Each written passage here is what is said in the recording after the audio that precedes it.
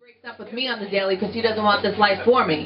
But that doesn't mean that, you know, whatever we decide on a personal romantic way, I'll never turn my back on him as a friend. I'll always be there for him with anybody. Like if my brother went to jail or my cousin, I'll always be there because if I'm friends with you now, why would I not be friends with you when you're inside? So you think that if you guys have like a off and on kind of relationship, something that wasn't so steady, you think that you would be there for him when he's in jail? It would be kind of different for you. You think like it'll probably be different for him to accept, but why I have respect for him is because he's not that selfish person. Like on a daily, he'd be like, listen, this isn't for you, because as it goes on, his case looks worse and worse and worse. And I respect him for that, and I love him, but this all goes to a person that I know since he was pushing me in the baby carriage days.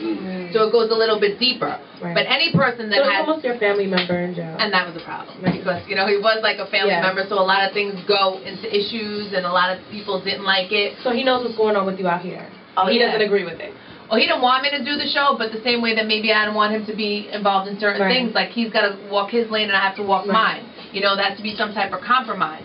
But whatever I might be into now, whatever got him into this mess, as far as that mutual respect, I would never turn my back on him, because there's something there that's solid that built this. So when people sit there, you can't sit there and turn off your feelings if a person's your friend or if you're in love with them just because they're in jail. If anything, jail makes that something grow stronger. You know, I would never, if today, tomorrow, if we're done, we're finished, I would never flaunt anything in his face. I wouldn't disrespect him that way. But he's also trying to, like, he's trying to brush me away because his situation is not looking good. And I respect him for that. It's a certain form of insecurity, because you're doing so well, and you know apparently he's really not, you know. But that doesn't matter to you. I know but also like the most important thing is that he's not selfish. He's like, I didn't want this for you. He's like, I wanted better for you. He's like, you have kids. He's like, you have your life to go live. He goes, look at your time now. He's like, go live it. And I respect him for that. You know what I mean? And my heart breaks. So whatever's gonna be, honestly, I just feel it's in God's hands. So you don't know how long he's doing? We didn't get that yet, but it's gonna be not looking good at all. Not looking good. That must be really difficult to not know. It's like, well, that was one of the problems for me dating somebody that was involved with certain things, because if I have a problem with him or anybody in general, I could go fight with you. I could go fight with the bitch. I could go, you know, how are you going to go fight with the federal government? Who am I going to go knock on the door with? That was my issue for not really going from the beginning into this relationship, and that was our big barrier that was in between that. But I feel that whatever's your destiny, you can't fight it. I fought so hard to stay away from this lifestyle, to stay away from stuff like that, but whatever's going to be is going to be. So I'm not going to go beat my head up against the door at night and say, oh my God, what's going to be? It's in God's hands. So you think that he would understand if you moved on? Oh, 100%. Yeah. And you know what, he would respect you. You wouldn't tell him no. I can't tell him that while he's in jail. He'll go crazy. But I wouldn't want him to find out if I had something really serious going on. I wouldn't want him to, really find it out from somebody else. And then for me, like even this whole thing, that was a hard thing to accept as a relationship, because I came from a relationship. I will date people. I will go have my fun and be grown. But to seriously make somebody my man, that's a hard call. I'll date soldiers, but when it comes down to it, to making someone, I'm only making the boss my man. And that's a really hard shoes for someone to fill.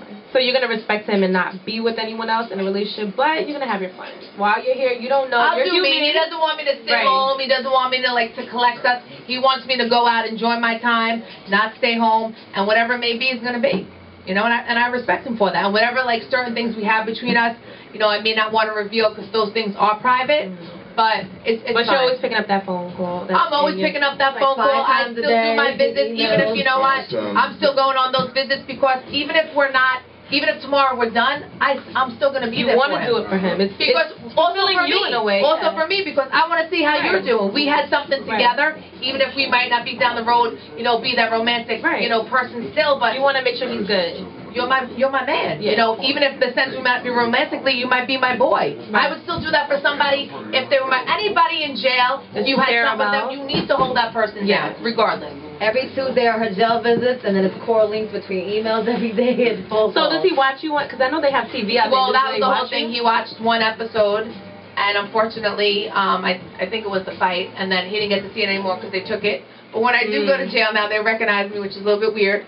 Oh, shit. But like the attire, they have such strict attire to walk into that jail, like what you have to wear. And what I gotta have a whole separate wardrobe. You can't wear orange, you can't wear certain colors, you can't wear tights. You can't wear leggings. Nothing You like. gotta wear like loose stuff. You can't even wear trousers pants. No jewelry. You can wear jewelry. Explain. Give me an outfit. Like Jagger in a dress like. Oh my! Listen, let's be honest, man. We gotta flick it up real quick. Yeah, we're gonna take some pictures and get out of here. It's Offtop Radio, OffTopTV.com. Offtop, At baby. Pops NYC, Gary Sanchez, Sasha Del Valle, Lonnie Blair, DJ Moschino, and tonight, our guest. First of all, let's start off right here. Shakur, thank you for coming out. Who else we had? We had the real Remo in the building tonight. The Hitmaker. We had Southside Poe in the building. Southside Poe. And special guest. Didn't even know you was coming tonight. Yeah. The Thug. The Thug. The Gangster. Yes. The Mob Wife. And she keep it 100. And she keep it 100. 1,000,000%. And I'm going to go home and watch an episode. Oh, watch that shit. I wasn't watching before. Watch it Miss now. Rizzo in the building. I'm calling you Miss Rizzo. That's how I'm going to address you forever, okay? Miss Rizzo in the building. That bitch, Thug, whatever you need. Oh, that's what it is, y'all. Every single week, we're here Thursdays, Offtop Radio, 8 baby. to 11, 5 to 8 on the West, Offtop Radio, OffTopTV.com, InTheMixRadio.com. We up out of here.